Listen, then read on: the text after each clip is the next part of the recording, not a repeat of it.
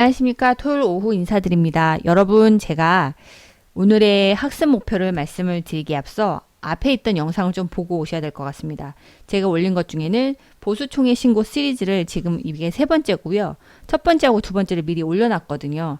첫 번째 거는 고용산재 토탈 서비스로 보수총회 신고하는 방법과 그것만 설명하자니 약간 미흡한 것 같아서 두 번째를 찍은 게 4대 보험 보수총회 신고하는 거에 대한 전체적인 큰 맥락을 틀을 보여드렸어요. 그리고 나서 이걸 들으시면 좀 더 쉬울 겁니다. 그리고 건강보험에 대해서 보수총회 신고하는 것은 앞에 있는 토탈의 전체의 큰 왁구에 대한 개념의 서브로 한 번 더 제가 언급을 해드리면 여러분들이 반복 학습으로 통해서 어느 정도 이해가 좀 더 빠르실 것 같습니다. 그래서 오늘은 보수총회 신고 마지막 편 건강보험 이게 진짜 마지막이면 좋겠는데 저희 토팬 여러분들의 그 단톡방이 저희는 있는데 그분들이 이제 질문 막 하면 이런 것도 해줘야 되겠네라는 생각하면 이제 제가 하게 되거든요. 이게 마지막이길 바라겠습니다. 요즘 너무 일이 바빠가지고 복잡해요. 그리고 영상 보시는 분들이 책을 원하시는 분들이 있는데 제가 좀 책을 내드리고 싶은데도 제가 영상 촬영해서 그때그때 갑자기 만든 게 있어갖고 이게 제 스스로가 이게 왁구가 연결이 안 돼요.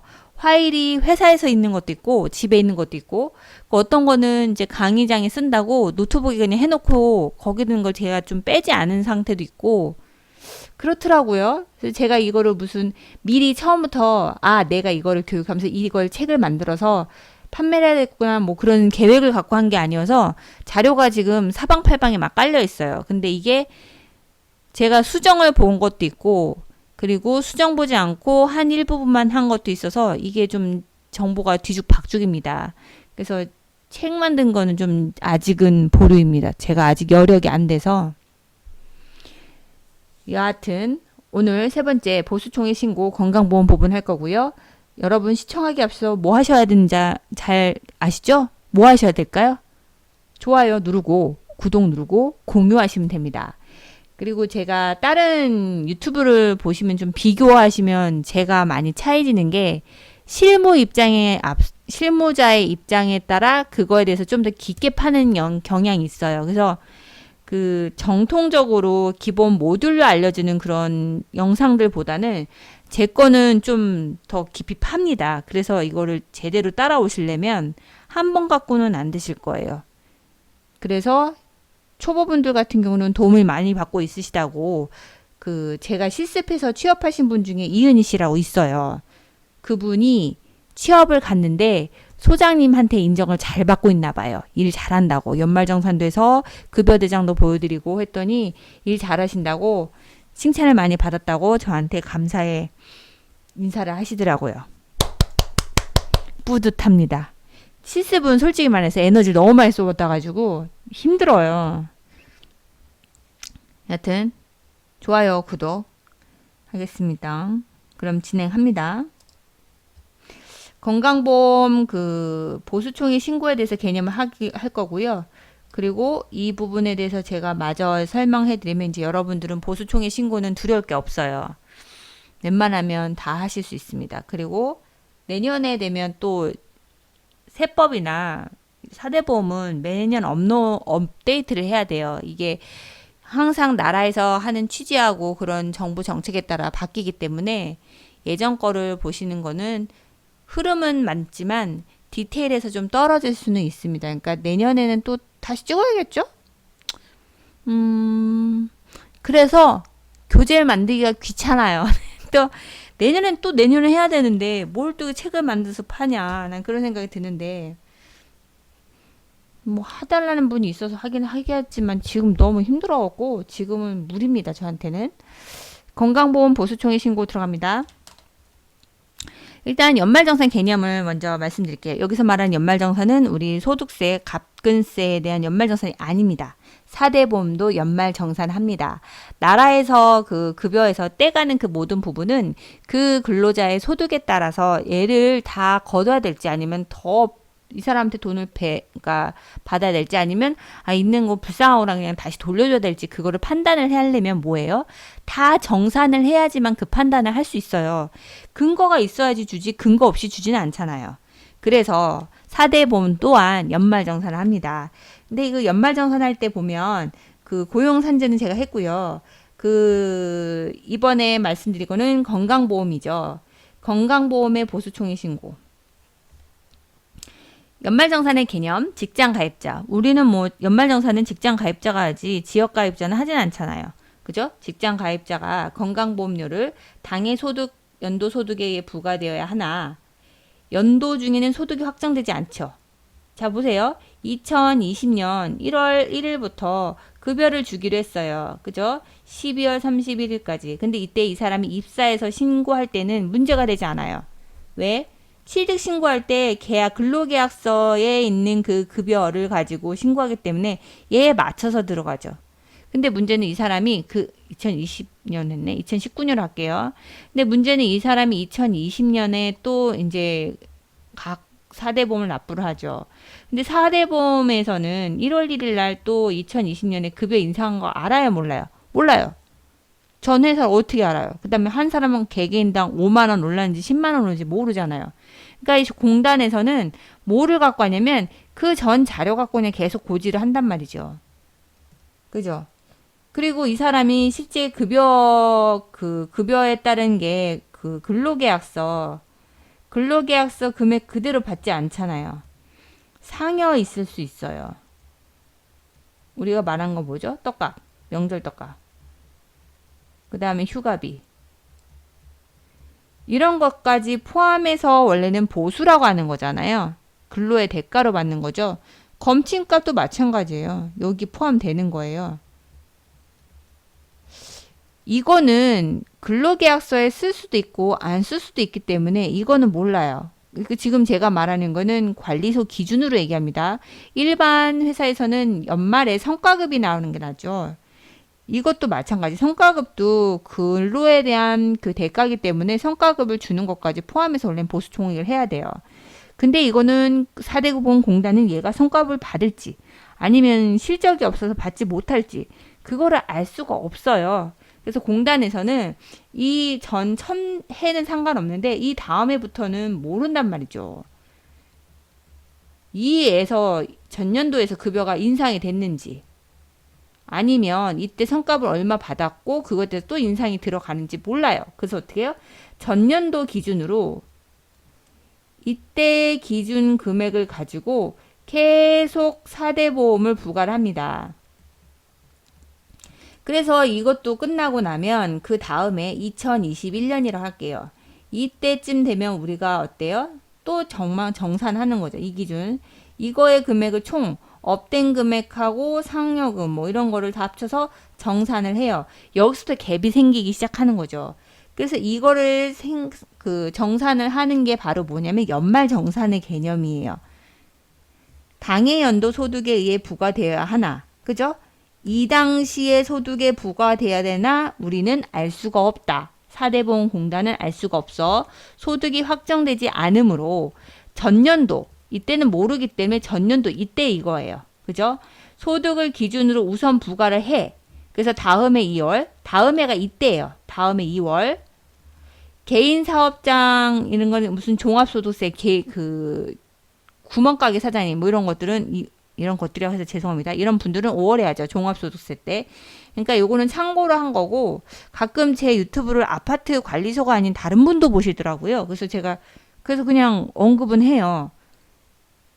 어떨 때는 제가 댓글 달다 보면 중학생이 자기 회계학과 가겠다고 제 걸 들으시는 분이 있어요. 그래서 제가 나 말고 회계사님이 하는 걸 들어라. 나는 어떠한 분야의 한 부분만일 뿐이고 그렇게 해서 들으셔야 된다 했더니 그래서 제가 제 거를 듣지 말라 그랬어요. 여하튼 다음에 2월 개인 사업장 사용자는 5월에 하고요. 그래서 그 전년도 소득을 기준으로 우선 부과를 한 후 다음에 2월 사업장에서 확정된 소득 이게 바로 확정된 소득은 뭐예요? 연말정산한 거 있죠. 국세청에 우리가 신고한 그 금액 그거를 신고받아서 전년도 보험료를 다시 정산하는 게 바로 연말정산이에요. 얘를 정산을 받아야 이때에는 이 전년도 금액 갖고 또 고지서를 하기 때문에 그래요. 이걸 기준으로 다시 금액을 적용한다는 거죠. 정산 안 하면 계속 이 시점, 2019년 시점으로 머물러 있을 수밖에 없어요. 그래서 제가 말씀드린 거는 보수 총액 신고는 그 근로자가 받는 총액, 그 해당 귀속연도의 보수 총액을 신고하는 거고, 보수 변경은 달라요. 보수 변경은 월급이 바뀌었다고 하는 거예요. 그래서 보수 변경은 1월 1일 날 급여 인상일자 그냥 이때 신고하시는 게 좋아요. 왜냐하면 얘는 항상 언제 전년도 기준으로 부과하기 때문에 그 다음에 2022년 2월 연말정산할 때, 4대 보험 연말정산할 때 나중에 고지서가 폭탄이 올 수 있어요. 그거를 잘 기억하셔야 돼요. 이것도 제가 지난 강의에서 언급을 했거든요. 근데 제가 또 하는 이유는 왜 해야 되는지에 대해서 설명하는 거예요. 다시 정산해서 4월 보험료에 부과하고 추가 징수하거나 반환하는 절차를 합니다. 연말정산 시기는 보수 총액 신고 기한인데요. 근로자는 2020년 3월 10일까지 보수 총액 신고를 합니다. 신고를 하면 3월 고지서에 반영이 되고요. 개인 사업장은 그냥 참고로 하세요. 종업소득세 기준이니까 5월 31일까지 신고를 하면 6월 달에 보험료에 반영하죠. 다음 달에.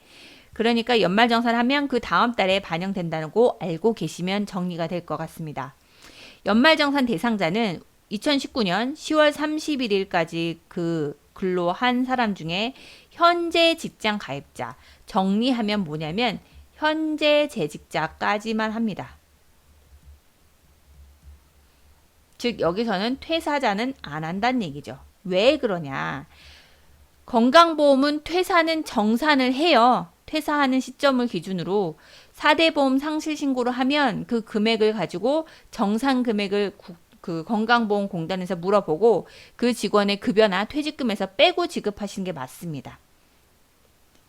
그렇게 하셔야지 나중에 보수총액 신고하고 나서 그 사람의 차입분을 갖고 있다가 납부를 하셔야죠. 폭탄이 오는데. 자, 그러면 연말정산 퇴사자, 연말정산 제외자, 퇴직자죠. 2019년 10일 31일 이전 퇴직사 통보된 경우 자격 상실 신고로 별도 신고를 하지 않고 그냥 이걸로 끝냅니다. 2019년 12월 2일 이후 입사자. 12월 외에 보험료가 면제되기 때문에.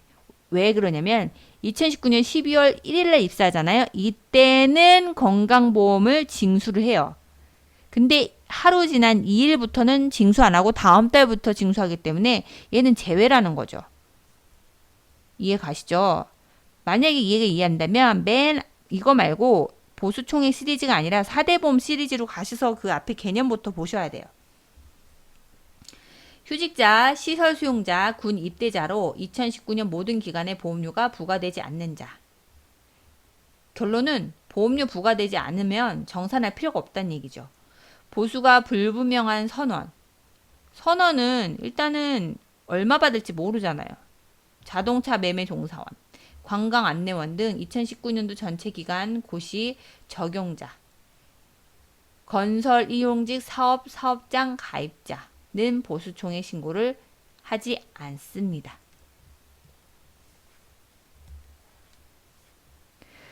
연말정산 신고 처리 결과를 통보를 하는 방법은요. EDI 가입장은 EDI로 신고해서 처리하면 즉시 접수가 됐는지 처리가 되고 있는지 이게 확인이 되고요. 서면으로 하는 경우가 제일 편하다고 생각하죠. 왜냐하면 EDI는 인증서가 있어야 되니까. 그리고 익숙하지 않아서 대부분 이런 방법을 합니다. 우편이나 방문은 너무 무식하고요. 주로 많이 쓰는 게 뭐죠? 팩스로 신고하는데 팩스 누락 잘 됩니다. 우편도 누락될 수 있고요. 그래서 2020년 3월 31일까지 처리 결과 안내문을 발송해 줍니다. 팩스 같은 경우는 꼭 전화해서 수신됐는지 확인하셔야 됩니다. 공단에서 발송한 보수총액 통보서가 온 다음에 건강보험공단에서 양식이 와서 거기에다가 써서 팩스로 보낼 수도 있어요. 건강보험 업무를 대행기관에서 위임한 사업장. 그러니까 우리 아파트 같은 경우는 저희는 대한주택관리사 협회에서 연락이 와요. 여기 자기네한테 신고하라고. 그럼 신고하면 얘네가 2번 나눠서 하죠. 지네가 건강보험하고 고용산재 자기네들이 신고를 해줘요. 근데 굳이 저는 대한주택관리사협회가 얘가 둘을 나눠서 하는데 저는 이렇게 이쪽으로 주지 않고요. 계속 제가 이 감을 잃어버리지 않기 위해서 얘네다가 저희 위탁사는 대한주택관리사협회에다가 위탁을 했는데 제가 이걸 안 써요. 그냥 제가 직접 건강하고 고용산재에다 신고합니다. 이것도 편하다고 이쪽으로 해버리면 감이 떨어져요. 1년에 한 번 하는 거여서. 보수총액 통보서를 대행기관에 1회 할 수도 있다. 여기로 하는 데도 있다. 참고로 우리 사업장이 대한주택관리사협회다 그러면 여기다가 신고하시면 돼요. 대신 굳이 건강과 고용산재는 안 해도 된다. 한 군데 보내면 되는데 근데 저는 굳이 이거를 추천하지 않습니다. 1년에 한 번 하는 거 제대로 배우시는 게 좋을 것 같아서. 보수총액 신고는 건강보험, 고용보험, 국민연금 등 각 기관의 서식으로 각각 신고해야 돼요. 무슨 말인고 하니 건강보험은 건강보험 양식이 따로 있어요. 왜? 얘는 재직자만 한다며. 고용은 재직자와 퇴사자 다 합니다. 국민연금은 안 해요. 직장인이라면. 왜? 연말정산, 국세청 연말정산으로 보는 자료 있잖아요. 홈택스. 이 자료가 국민연금 공단하고 얘네는 국세청하고 매우 친해요. 자료 다이렉트로 받습니다. 그리고 국민연금 또 누구랑 친해요? 건강보험하고 친합니다. 정보 공유 가능합니다. 그래서 사업장 점검 오면 건강보험공단에서 와요. 뭘 가지고? 국세청 자료 가지고. 맞춰보자는 거죠. 자, 그러면 다음 페이지. 요게 그 건강보험료 신고 양식입니다. 2019년 직장가입자 보수총액 통보서 회신용. 이게 와요. 사업장 관리번호하고 사업장명 뭐뭐뭐뭐 아파트 뭐 관리사무소 뭐 이렇게. 그 다음에 단위사업장인지 아닌지 뭐 이렇게 소속지자 팩스번호 이게 다 오고요. 그럼 거기에 증번호 같은 경우 이거는 오면 여기는 증번호는 인쇄할 때 아예 그냥 들어오거든요. 성명 대상자까지 주민번호 이건 와요. 그리고 이거는 이쪽 부분은 2019년 여기 있잖아요. 실제 써야 돼서 신고하는 건 이 부분이요. 2019년 보수총액과 근무 월수를 쓰시면 돼요. 여기 이 부분은. 그 다음에 건강과 요원 부가 총액 같은 경우는 급여 명세서 보고 나눠서 넣으셔도 돼요. 그래서 개. 그리고 자격 취득 변동일. 자득 변동일이라고 하면 이건 아니고요. 자격 취득일이에요. 4대 보험 자격 취득일. 이게 우편으로 오면 빈란이 좀 많아요. 그거는 내가 일일이 찾아서 계산해서 귀찮은데 EDI로 하면 좋은 점이 뭐냐면 다 들어가 있어요. 이것까지. 얘도. 하다못해 얘도. 그러면 뭐만 하면 되냐? 얘만 넣으면 돼요. 그러니까 인터넷이 되게 편해요. 요 정도. 양식은 이렇고요. 작성해보면 그렇게는 어렵진 않을 것 같습니다. 연말정산 한 거 보고 하는 거라서. 그러면 건강보험 보수총액의 보수의 의미에 대해서 말씀드릴게요. 근로의 대가로 받은 봉급, 급료, 보수, 세비, 임금, 상여, 수당 및 이와 유사한 성질의 금품, 즉 돈으로 받는 거는 보수라고 보시면 되는 거죠. 아니면 선물로 받은 것도 뭐 포함하는 거는 그냥 일반 기업체 같은 경우고요. 관리소는 없습니다. 얄짤이 없습니다. 부당 해고 기간의 급여의 기속 시기. 이거는 특별한 케이스인데 얘기는 해드려야 될 것 같아요. 왜냐면 정말 이상한 케이스도 있으니까 일반적인 것보다는 특이한 것도 언급은 하긴 해드립니다. 만약에 위탁소하고 근로자하고 문제가 있어서 이 사람은 잘렸어요. 근데 자기는 부당 해고라고 노동부에 진정 넣을 수 있죠. 그런 경우에요. 부당 해고다. 그 기간 동안 급여의 기속 시기. 이제 그 사람 부당 해고라고 얘기하고 이제 노동부에 가면 이제 여러 가지 분쟁을 거친 다음에 결정이 나겠죠. 그럼 이거 몇 달치에 대해선 줘라라고. 법원의 판결 등에 의해서 부당 해고 기간의 급여를 일시에 지급받는 경우. 그래서 석 달치를 최근 한 달 12월 달에 확 받았다고 칩시다. 해고 기간에 근로를 제공하고 지급받은 근로소득으로 보아서 근로를 제공한 연도별 연말정산해야 됩니다. 그래서 만약에 12월 31일 날 이렇게 급여를 부당해고 기간에 석 달치 만약에 11월, 12월, 9월 말일 날 그만둬서 이때는 근무를 안 하고 지금 분쟁인 거죠. 12월 날 결정 받아서 당신은 부당해고 받은 게 맞다. 석 달치를 급여를 받는다 라고 하면 12월 말 기준으로 받겠죠. 그러면 이거는 근로를 제공하고 지급받은 근로소득으로 봐준다는 거죠. 그래서 연말정산할 때 얘를 포함하시라 이 말이죠. 10월, 11월, 12월. 보수총액 제외신고. 이거는 제외하는 거는 퇴직금. 퇴직금은 근로를 제공하고 받은 의미가 아니라 퇴사를 하고 나서 당분간의 생계를 위해서 준비해 준 게 퇴직금이에요. 이거는 보수의 의미가 아닙니다. 그래서 퇴직금은 건강보험 보수총액 신고에 포함하지 않습니다. 이거 헷갈리시면 안 돼요. 저도 처음엔 조금 헷갈리긴 했는데 퇴직금은 근로의 대가가 아니라는 거. 왜냐하면 이 사람이 퇴직하고 나서 당분간은 생계가 어려울 수 있으니 그거에 대해서 준 게 퇴직금이잖아요. 그죠? 현상금, 번역료, 원고료 이거는 부수적인 거고 그 밖에 비과세 근로소득 같은 경우는 보수총에서 제외를 해야 됩니다. 그리고 임원이 퇴직소득 항도 초과액, 법인 대표자 인정상여. 근데 우리는 이런 거 없습니다. 지워버릴게요. 육아휴직 기간 동안 고용보험에서 지급받은 보전적 급여는 보수에서 제외.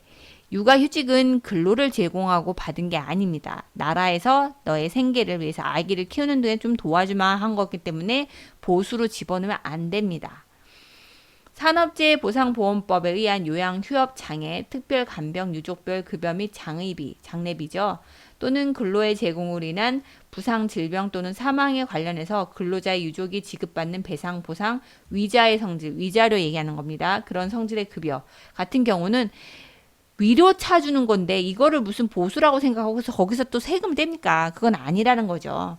그리고 보수총액 간편 작성 방법은 근로소득 원천징수 영수장에 제가 보여는 드릴게요. 16번 개하고 18번 이게 보면 근로소득에 여기면 그 과세 이쪽 합계하고 비과세 합계가 있어요. 여기에 16번 개하고 18번 개 이쪽에 바로 18번 국외 근로가 있거든요. 근데 관리소가 우리가 하와이에 근무하는 게 아니기 때문에 얘는 없습니다. 그죠? 그래서 16번 개만 넣으시면 돼요. 이쪽에 뭔가 과세에 이쪽에 있는 걸 넣으시면 됩니다. 근데 이거는 얘하고 헷갈릴까봐 제가 좀 따로 넣었는데요. 우리는 얘를 기억하셔야 돼요. 일단은 관리실은 생산지 야간 근로수당에 해당되지 않고요. 생산지 야간 근로수당에 해당되는 직종은 경비와 미화입니다. 경비하고 미화는 보수총액에서 금액을 빼는 거. 생산지 야간 근로수당은 비과세로 보수총액의 보수에 포함하지 않는 기준은 전년도 보수 2,500만 원이 넘지 않아야 되고 월 20만 원씩 총 연 240만 원은 제외하고 신고하시면 됩니다. 나머지는 신고하셔야 됩니다. 얘는 굳이 제가 읽지는 않겠습니다. 오히려 같이 읽으면 헷갈리실 거예요. 그래서 요걸 기억하시면 된다. 근무월수와 정산월수요. 죄송해요. 제가 지금 하품했어요. 이렇게 졸립네요 또. 10시쯤 되면 제가 눈이 가물가물해요. 근무월수를 얘기할게요. 근로 제공의 대가로 보수를 지급받은 기간 전체를 의미하고요. 하루라도 일했으면 근로의 대가로 보수를 받았어요. 하루치라도 그러면 근무월수는 산정에 포함됩니다. 요거 볼까요? 2019년 1월 12일자로 입사를 해서 2019년 12월 31일까지 자격을 유지한 자는 근무 월수는 지금 12월은 거의 만그랬는데 1회는 별로 안 되죠. 근데도 얘는 1월부터 12월까지 근무 월수로 인정한다고요. 보수가 지급된 1월부터 12월까지는 보수총액 신고서의 작성 기간으로 12개월 동안 근무 월수고요. 정산 월수는 실제 첫 달은 1월 달은 건강보험 납부를 안 했잖아요. 1월 1일 기준이니까 1월 2일부터는 그 당월은 납부를 안 하니까 2월부터죠. 그래서 2월부터 12월로 11개월로 이걸 표시해 주시면 됩니다. 휴직 또는 기타의 사유로 고지유예를 신청한 경우에는 해당 기간은 근무월수에서 산정 제외. 이런 경우죠. 우리 회사에서 근무하다가 이 사람이 산재로 다쳐서 병원에 2달 동안 입원했다 칩시다. 그러면 2달 동안은 급여를 받은 것도 없고 휴직인 상태죠. 그럴 때는 근무월수에서 빼야 된다는 얘기예요. 정산연도에 휴직일이 속한 월과 종료일이 속한 월은 근무월수에서 포함하되 휴직일이 매월 1일인 경우는 종료일은 말일인 경우 근무월수 산정에서 제외한다는 얘기죠. 근로를 제공하지 않아서 보수의 일부 또는 전부가 지급되지 않는 기간, 그죠? 직위해제 뭐 이런 거. 이런 거는 기타 사유로 89 납입고지 유예 신청하여 근무월수 산정에서 빼시란 얘기예요. 근데 이거는 납입고지 유예 신청은 언제 해야 되냐? 근로를 제공하지 않아서 보수 일부를 주지 않는 경우 그때 신청하셨어야 돼요. 연말 정산할 때 나중에 이거 신청하면 이미 때는 늦는다. 연말정산 금액이 폭탄을 맞았다고 칩시다. 아까 제가 얘기한 거, 얘기한 대로 2년 전 걸로 하긴 했는데, 이게 보수 변경 신고를 하지 않아서 결국엔 폭탄을 맞았을 때는 이런 경우가 많기 때문에 5회 분할 납부 실시하는 게 프로그램상 얘네가 지금 체계가 되어 있어요. 폭탄이 많아서. 금액이 당월보험료인 이상인 경우 별도 신청 없이 5회, 신청 없어도 5회 동안 얘가 분할로 알아서 납부 실시하게끔 고지서가 나와요.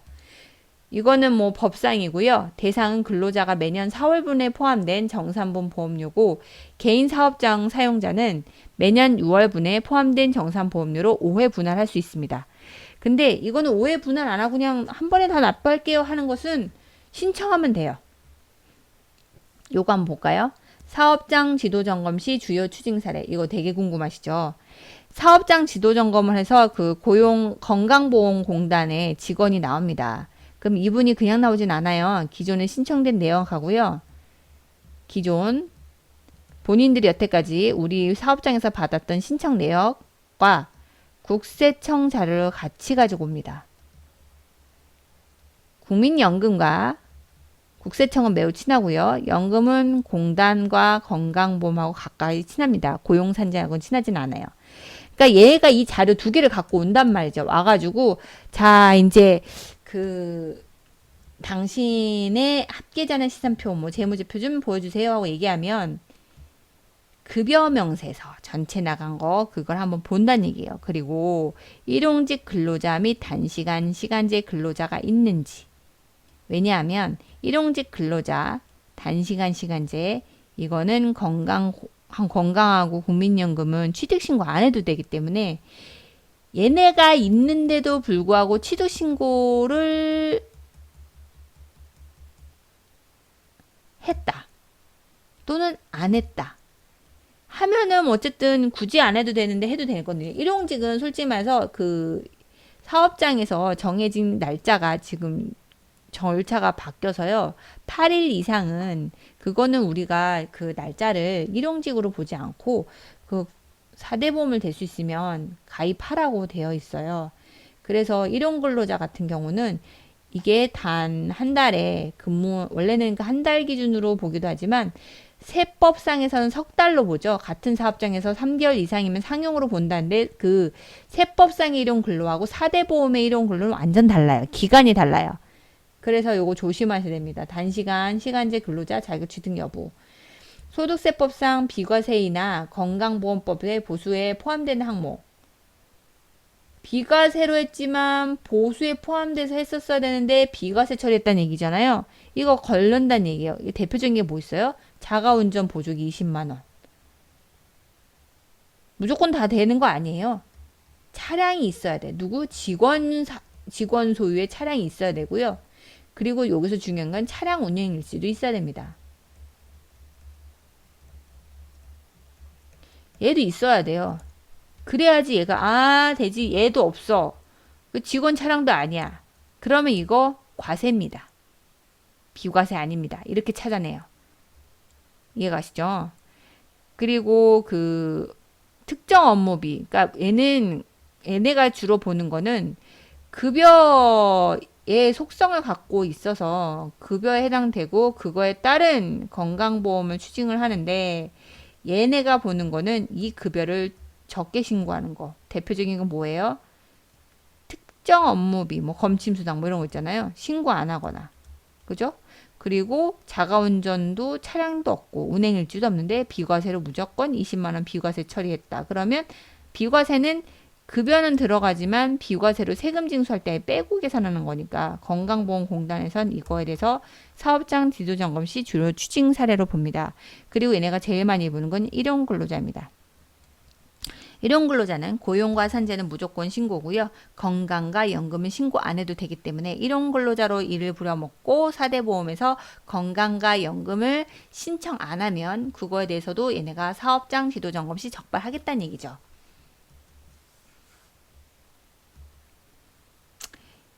이제는 2020년, 대망의 2020년 시작부터 지금 코로나로 시끄럽긴 한데요. 우리는 잘 될 겁니다. 앞으로 잘 될 겁니다. 기도하겠습니다. 대한민국 파이팅.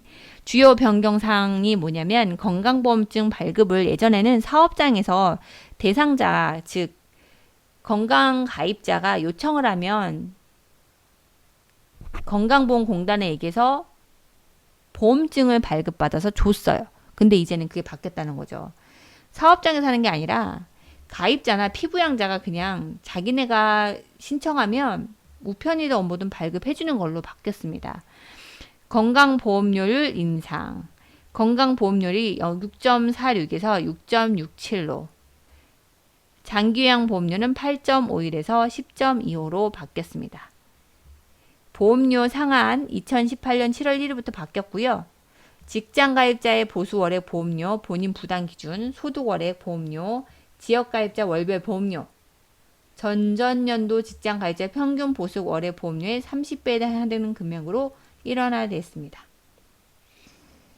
이미 계속 가입자, 요거는 기억해 주시면 좋은데 우리 회사에서 일을 하시고 너무 성실하셨는데 이 사람이 어쩔 수 없이 그만두신다. 그러면 저는 이 말을 꼭 해드립니다.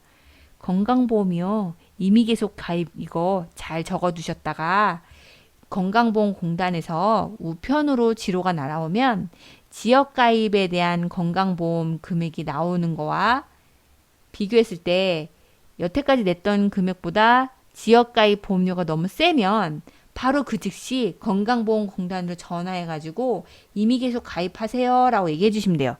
무슨 말인고 하니 이 사람이 잘 다니다가 이 사람 너무 일을 잘했어. 저는 이제 잘 일하신 분한테 이런 소스를 알려드리거든요. 이분이 퇴사를 해요. 퇴사하면 건강보험은 피할 수 없는 모든 필수적으로 해야 되는 그 가입하는 보험이잖아요. 기본보험. 사회보장보험이잖아요. 그래서 이 사람은 직장인으로 근무할 때는 직장과 이 사람과 5대5로 건강보험을 납부했었어요. 근데 퇴사를 하면 지역가입자가 되죠. 지역가입자가 되면 그 사람의 소득과 집과 차량 이걸 금액을 해서 지역가입자는 얘는 100% 나가 부담해야 됩니다. 근데 이 금액이 직장 다녔을 때 크면 좀 정신이 없잖아요. 금액이 아유 직장 안 하니까 너무 아깝다. 그러면 이 금액이 만약에 생각보다 내가 돈이 없어서 직장 했던 것보다 지역 가입자가 적을 수도 있어요. 이건 상관이 없는데 지역 가입자를 했더니 건강보험 금액이 내가 납부해야 될 금액이 폭탄이 나와. 그러면 안 돼. 그럼 어떻게 해요? 이미 계속 가입하겠습니다 하고 건강보험공단에 연락을 하면 퇴직일의 다음 날부터 36개월간 즉 3년간은 직장 다녔던 금액으로 똑같이 적용을 해줘요. 좋아졌죠? 이것도 훌륭하게 바뀌신 겁니다. 2018년 1월 1일 개정으로 시작돼서 기간도 늘렸어요. 그 다음에 건설 현장 사업장과 건설 일용근로자 적용 기준. 제가 이거를 굳이 한 이유는 일용근로자 때문에 제가 한번 말씀을 드리려고. 우리는 공사계약은 아니고 가끔가다 전지작업이나 무슨 외부 인력을 쓸 수 있잖아요. 1개월 이상이고 사후정산 가능한 공사일. 이거 사후정산 같은 건 다 끝나고 뭐 정산하는 거죠. 공사계약일 이후 직장 가입자 요건에 해당하는 근로자. 자, 여기 나왔어요. 월 8일 이상 일용직이면 직장 가입자 요건에 해당이 된단 말이죠. 세법의 일용근로자와 상용근로자는 3개월이 기준인데 건강보험하고 4대 보험은 원래는 이게 한 달이었는데 한 달에서 8일로 바뀐 거예요. 8일만 이상으로만 일해도 일단 공단에 사업장 적용 신고하고 그죠? 사업장 적용 신고 취득승계랑 똑같아요. 여기 잠깐 썼어요. 여기다 밑에다가 사업장 최초 적용 신고는 각 공단 지사에 우편이나 팩스 방문으로 공통신고하고 공통신고에 한 번 하면 끝나는 거예요. 가입 이후에는 반드시 EDI를 신고한다. 사업기간 적용신고서, 일괄 경정고지 신청서, 공사계약서 제출. 이거는 건설업이죠. 공단의 사업장 적용신고하고 공사기간 종료에는 적용신고는 늦게라도 공사권은 아차 내가 못했는데 지금 신고하면 안 돼요? 그러면 안 된다는 얘기예요. 그래서 8일 이상 일용직이면 일단은 건강보험에 직장 가입자로 신청하시고 이 8일 계약이 끝나면 그 후에 해지 신청하란 얘기죠. 건설 현장으로 적용된 사업장의 근로자 월 8일 이상 일용직 계속 얘기하고 있어요. 월 8일 이상 공사기간 내에 신고하시면 돼요. 공사기간 내에 끝나고서는 신고하면 안 된다는 얘기죠. 이거는 거의 꼼수죠. 끝나고 나서 하는 거는. 그래서 이거는 그냥 닫아버린 거예요. 그리고 사후정산 건설 현장이 아니거나 건설 현장으로 미신고한 사업장의 일용 근로자가 신고 요건이 될 경우 건강보험에 따라 본사 소속으로 가입자 취득 상실 신고를 할 수 있습니다. 건설사업장 건설 일용 근로자 적용 기준. 이거 사후정산 제도는 나중에 하는 거니까 이거는 거의 의미는 없고요. 얘도 거의 의미가 없어요. 왜냐면 별로 좋은 케이스는 아니고 저희 관리소하고는 상관이 없지만 혹시 몰라서 제가 정리하면서 지금 친 건데 별 의미는 없습니다. 이거 보셔야죠. 직장 허위 취득자, 가상근과 소득 축소 탈루. 직장 허위 취득자는 뭐냐면 회사에서 비용으로 직원을 가짜로 비용 처리하려고 일은 안 하고 있는데 A라는 사람을 근로하는 것처럼 신고하는 거예요. A라는 사업장에서 C라는 근로자가 있다가 나갔어요. 근데 이 사람 퇴사 처리지 않고 계속 근로하는 것처럼 4대 보험을 납부하면서도 급여를 비용 처리하는 거예요.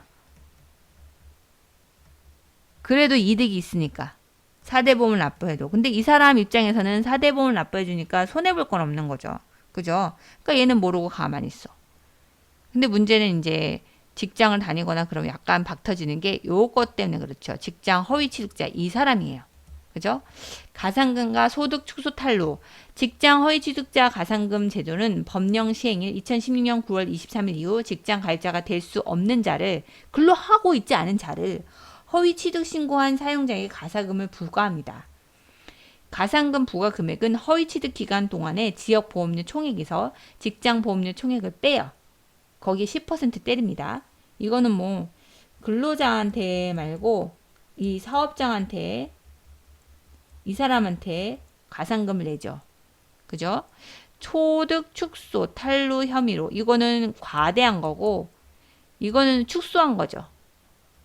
송부제 운영, 사용자의 상실 신고를 유도하여 실제 소득에 맞게 보험료 형평 부과를 위해 사용자가 신고한 보수, 소득 등의 축소, 줄이는 거죠. 아까처럼 비과세 임의로 막 늘리고 그 다음에 뭐 검침수당 신고 안 하고 뭐 이런 식으로 탈루가 있다 인정되면 공단은 혐의 자료를 소득 축소 탈루 심사위원회에 거쳐서 보건복지부 장관에 제출하고 국세청장에 송부하면 자 시끄럽겠죠. 그죠? 그러면 가만히 안 있겠죠. 또 과태료가 나옵니다. 어디 가나 편법은 있고 그 편법을 적발하기 위한 고군분투는 또 있습니다. 그래서 다시 한번 보수 건강보험 보수총액 신고를 전체적으로 요약을 하면 직장 가입자 보수총액 통보서 기재사항은 전년도 보수총액과 근무 월수를 하고 전년도 보수총액에는 비과세 부분은 뺍니다. 보수총액은 근데 이거 어디서 있냐면 연말정산하면 우리가 그 연말정산의 총 과세급여 부분 토탈하고 얘하고 맞추시면 돼요. 얘하고 맞춰야 돼요. 그리고 인원수도 맞춰야 돼요. 보수총액 근로의 제공으로 받은 봉급, 임금, 상여, 수당 이와 유사한 성질의 금품을 보수총액에 신고를 합니다.